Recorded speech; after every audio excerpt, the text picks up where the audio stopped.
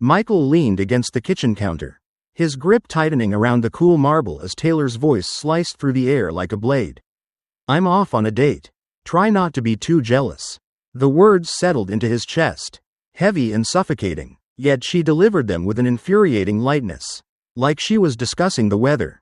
He turned to look at her, expecting a smirk, a twitch of hesitation, some sign that this was a cruel joke. Instead, she adjusted the strap of her red dress in the hallway mirror, her reflection oozing self-assurance. For a moment, his mind blanked, unable to process the sheer audacity of it. He had spent years building a life with her, believing in their love, only for her to dismantle it in a single, flippant sentence. He forced himself to exhale slowly, suppressing the volcanic rage bubbling beneath his skin. This isn't real. She can't be serious. Yet, the way she barely spared him a glance, the way she picked up her purse with practiced indifference, confirmed the truth. She had been preparing for this moment. She expected him to crumble, to beg, to react in a way that would validate her twisted sense of power.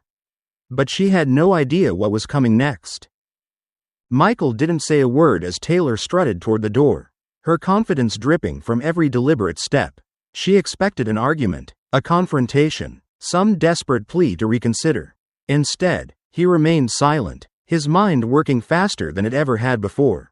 The house, once warm and familiar, now felt like a carefully staged illusion, every framed photo, every shared memory suddenly cheap, insincere. The woman he had loved, the one he had built a life with, had been an actor in a script he hadn't even known existed. As the door clicked shut behind her, a suffocating stillness settled over the room. He should have felt rage, devastation, maybe even humiliation, but instead, a cold, calculating calm spread through him. This wasn't a blindside, not really. The signs had been there, her distance, her secretive phone calls, the way she'd stopped looking at him like he mattered.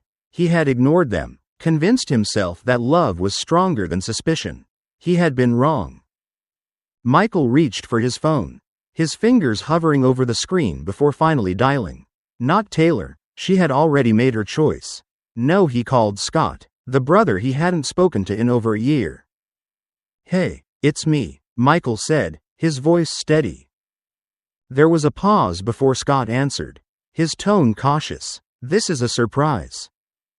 "I need a favor," Michael admitted, his grip tightening. Scott exhaled. "You okay?" Michael let out a bitter chuckle. "Not really, but I will be." Michael arrived at Scott's house late that night, the weight of his unraveling marriage pressing on his shoulders. The drive had been long, the silence in his car stretching endlessly, each mile taking him further from the life he had once believed was solid. When he knocked on the door, Scott answered almost immediately, standing there in sweatpants and a faded t-shirt, his brows furrowed with concern. "Come in," Scott said, stepping aside. Michael walked in, taking in the familiar space, the same couch, the same dim lighting, the faint scent of coffee and old books. It felt strangely grounding, a stark contrast to the chaos storming inside him. Scott closed the door and leaned against the counter, arms crossed. "So, what's going on?" Michael let out a slow breath, running a hand through his hair. "Taylor's cheating on me." The words felt foreign, like he was saying them for someone else. But once spoken, they carried an irreversible weight. Scott let out a low whistle. "Damn." He paused. "How do you know?" "She told me," Michael scoffed, shaking his head, like it was nothing, like I should just be okay with it. Scott's jaw tightened. "And what did you do?" Michael exhaled sharply, finally meeting his brother's gaze. "Nothing yet." His voice was calm, but underneath it, something simmered. Not rage, not sorrow, clarity. Scott studied him before nodding. "So, what's the plan?" Michael's lips curled into a cold smirk. "I'm about to make sure she regrets it." Michael sat across from Jonathan, his divorce attorney, in a sleek office with floor-to-ceiling windows that overlooked the city skyline. The air smelled of polished wood and expensive leather, a stark contrast to the wreckage of Michael's marriage. He had spent the past few days watching Taylor, piecing together the clues she had left behind. This wasn't a spur-of-the-moment betrayal. She had been orchestrating it for months, slowly pulling away while keeping her options open. Jonathan flipped through the thick folder Michael had placed on his desk. Nodding in approval. "This is good," he murmured, skimming over the financial statements, text message screenshots, and timestamps of her late-night absences. He tapped a finger on one page. "She won't be expecting you to be this prepared." Michael leaned back in his chair, his expression unreadable. "She thought I'd break down. Beg for her to stay." He scoffed. "She doesn't realize I'm 5 steps ahead." Jonathan smirked, setting the papers aside. "The house, the assets, even her attempts at spousal support, I'll make sure she walks away with nothing but regret." He studied Michael for a moment. "You sure you don't want to confront her first?" Michael exhaled, shaking his head. "I'm not giving her the satisfaction of a fight. I'm letting her think she won, right up until the moment she realizes she lost everything." Jonathan nodded, sliding the folder into his briefcase. "Then let's make it official." And just like that, Michael had set the wheels in motion. Taylor stepped through the front door, tossing her purse onto the counter with a casual flick of her wrist. She had barely glanced at Michael since she returned home, her usual air of confidence wrapped around her like an expensive coat. She thought she still had control. That was her first mistake. Michael sat at the dining table, a glass of whiskey resting beside a neat stack of documents. He swirled the amber liquid slowly, watching her movements like a hunter tracking prey. She finally noticed him, her smirk faltering for just a second. "You're home early," she remarked, feigning indifference. "I figured I'd be here when you got back," Michael said smoothly, taking a sip of his drink. He gestured toward the papers in front of him. "We need to talk." Taylor's gaze drifted to the documents. The second she recognized what they were, her entire demeanor shifted. "What's this?" she asked, her voice less certain now. "Divorce papers," Michael said simply, tilting his head as he studied her reaction. "Figured I'd save you the trouble." She blinked, clearly thrown off. "You're serious?" "Completely." For the first time since this game began, Taylor looked rattled. She had expected a fight, some emotional outburst, maybe even desperate pleas for another chance. What she hadn't anticipated was indifference. Michael leaned forward, lowering his voice just enough to twist the knife. "You wanted freedom, Taylor. Congratulations. Now, pack your things and get out."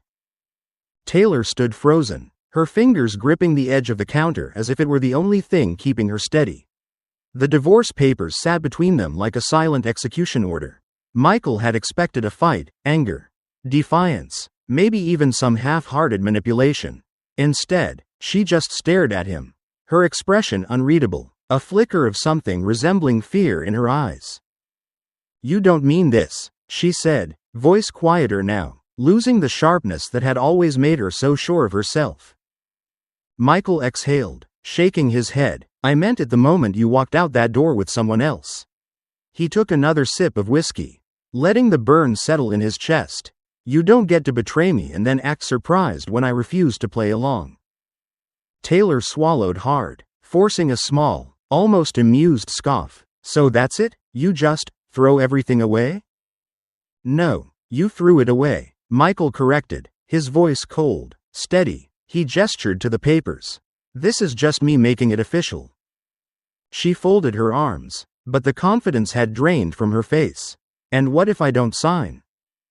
Michael leaned back, his smirk slow, knowing. "Then you'll still lose," he said, "because, Taylor, I'm not the man you thought I was." Silence stretched between them. She had miscalculated, and for the first time in her life, she had no idea what move to make next. Michael didn't wait for Taylor's response. He had spent enough time drowning in her deceit, trying to make sense of something that was never meant to be understood. Now, he was simply moving forward, leaving her behind in the wreckage she had created. As he stood, gathering the last of his things, Taylor reached out, grabbing his wrist. For the first time that night, she looked truly vulnerable, not angry, not defensive, just lost. "Michael, wait." He sighed, glancing down at her hand, then at her face. He expected another attempt at manipulation. Another string of empty words meant to reel him back in. But her grip was weak.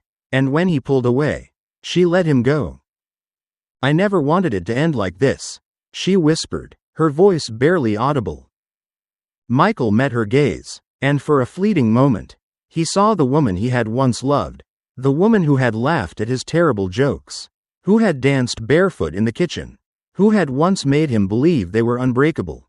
But that woman no longer existed, if she ever had. "You wanted freedom, Taylor," he said, his tone even, almost gentle. "Now you have it." He didn't wait for her reply. He simply walked out the door, the weight of years spent loving the wrong person finally lifting off his shoulders. As he stepped into the cold night air, he realized something. He wasn't angry anymore. He was free. Michael sat in the dimly lit office across from Jonathan, his lawyer, watching as the man flipped through a thick folder of documents. The scent of aged leather and fresh paper filled the room, a stark contrast to the storm raging inside Michael's chest. This was it, the final move, the one that would ensure Taylor had no hold over him anymore. Jonathan finally leaned back in his chair, his sharp gaze meeting Michael's. "You've covered every base," he said, tapping the folder. "Taylor won't get a penny. The house stays with you. The assets remain untouched. And as for her little affair, well, let's just say the evidence speaks for itself."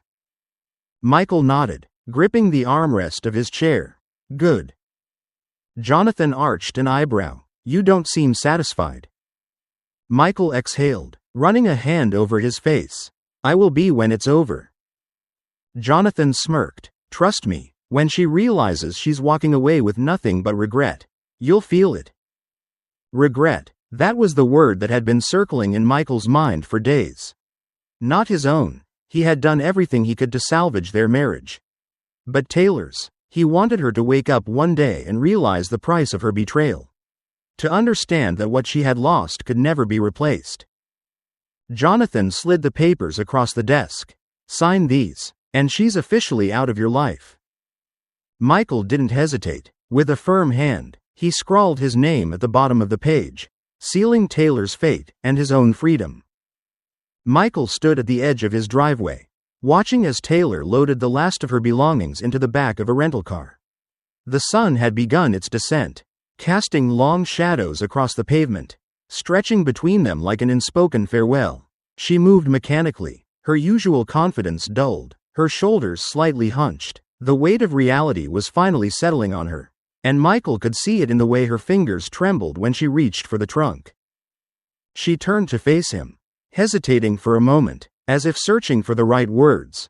"So, that's it?" she asked, her voice softer than he had heard it in years. Michael studied her, the woman he had once loved, the woman who had once been his world. He had spent so much time imagining this moment, how he would feel, what he would say. But now, standing here, all he felt was a strange sense of peace. "Yeah," he said simply. Taylor swallowed hard, nodding as she glanced down at the ground. "I never thought it would end like this." "Neither did I," he admitted, his voice steady. There was no anger left, no desire for revenge, just finality. She opened her mouth as if to say something else, but instead, she just nodded again, blinking rapidly. Then, without another word, she climbed into the car and drove away.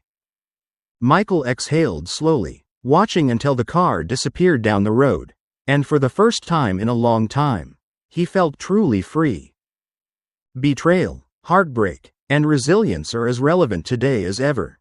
In relationships, trust is the foundation. Without it, everything crumbles. If someone shows you who they truly are, believe them the first time. Don't waste your energy chasing those who take you for granted or manipulate your emotions. Instead, prioritize your self-worth. Healing takes time, but clarity comes when you step back and focus on rebuilding yourself, not the broken relationship. In today's world, where deception can be hidden behind texts and secrecy, always trust actions over words. Walk away from toxicity with dignity, and never settle for less than you deserve.